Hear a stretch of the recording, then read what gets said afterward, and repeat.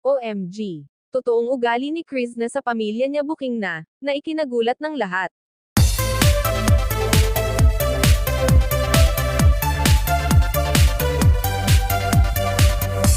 Mga kababayan, babati po tayo ng isang magandang araw sa lahat. At sana'y nasa mabuti kayong kalagayan sa ang sulok man ng mundo kayo naroroon. Isang panibagong video naman po ang ating gagawin. Sa nakaraang upload video ni Chris na, pagka-uwi nila galing misyon kasama ang PB team, nagpahinga lang siya ng 1 oras. At pinahatid din siya agad ni Sir Paul sa kanila, lingid sa kaalaman ng mga taga-suporta ng team.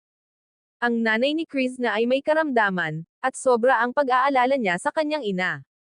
Gustong mapag-isa at umiiyak paminsan-minsan, at naintindihan din naman ni Pugong Be a Hero at ng team ang naramdaman ni Chris na.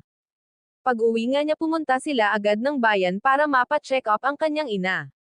At kasama na rin ang kanyang tatay, at mga kapatid. Dumaan sila sa isang pamilihan para mamili ng mga kakailanganin ang kanyang pamilya. At nakita natin sa upload niya sa YouTube, na nag-grocery sila kasama ang pamilya.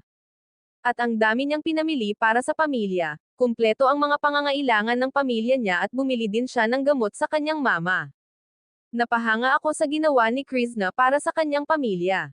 Nakita natin kung gaano niya kamahal, ang mga kapatid at magulang ni Chris na sa kanya.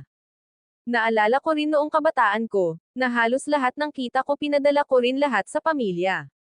Masaya ako pag nakita silang masaya, kaya nakita ko ang sarili ko kay Chris na kahit wala nang matira para sa sarili, basta mapasaya lang sila. At malaking tulong sa kanya na nakilala siya ng PB team sa pamagitan ni Sir Paul, unti-unti naging maayos ang buhay niya at ng pamilya. Ang kanyang mga kapatid may mga nag-sponsor sa kanilang pag-aaral. At si Krishna naman ay kumikita na rin sa kanyang sariling YouTube channel, at plano din niyang bumalik sa pag-aaral nitong pasukan, mas maigi na may matapos siya para dagdag kaalaman na rin niya at bata pa siya.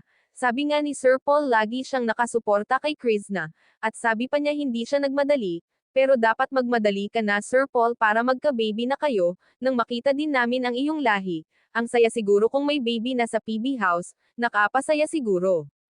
Syempre hangad din namin ang inyong kaligayahan, at ontayan namin yan Sir Paul and Chris na. Talagang si God ang gumagawa ng paraan para mapaayos ang buhay ng pamilya ni Chris na, at ganun na rin siya. Gaya ng sinabi ng iba, manatiling mapagkumbaba, at maging mabait sa kapwa. Mga kababayan, maraming salamat sa inyong walang sawang suporta, at lagi nating subaybayan ang mga vlog ni Pugong Be a Hero, at PB Team, para mas lumawak pa ang kanilang pagtulong sa higit na nangangailangan, and please don't skip ads. Maraming salamat sa inyong suporta mga kababayan. God bless sa ating lahat.